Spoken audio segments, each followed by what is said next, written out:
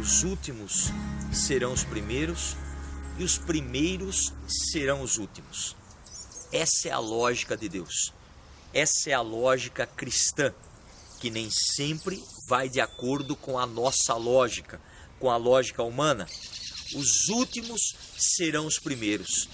Aqueles que têm a capacidade de perceber a realidade de servir, jamais ficarão à espera de ser servidos.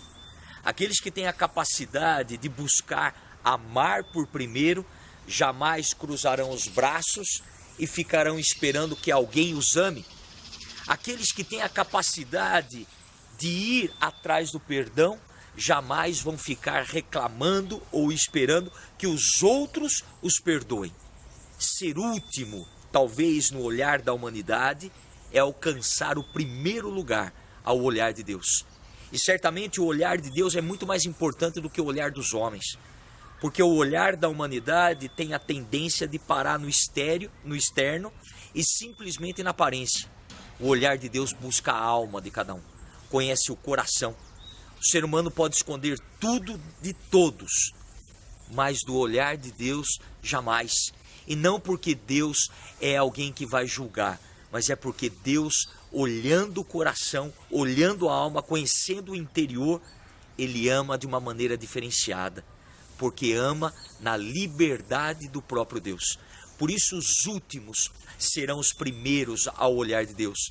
Ser último na humanidade requer uma realidade de humildade, descer do patamar do orgulho pessoal e do se achar. É diferente de ser tonto. Ser último não é ser tonto, escravo, ou deixar que os outros montem cavalo e batem espora em nós.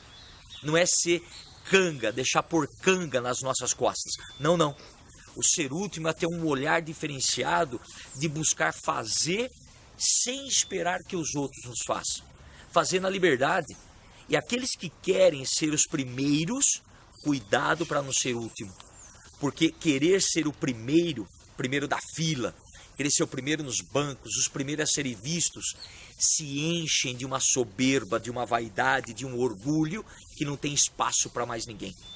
Querer que os outros nos notem, querer fazer as coisas para ser visto, querer fazer as realidades para ser aplaudido, querer ter um cargo para poder se sentir melhor dos outros e olhar de cima para baixo, isso é se encher de si próprio.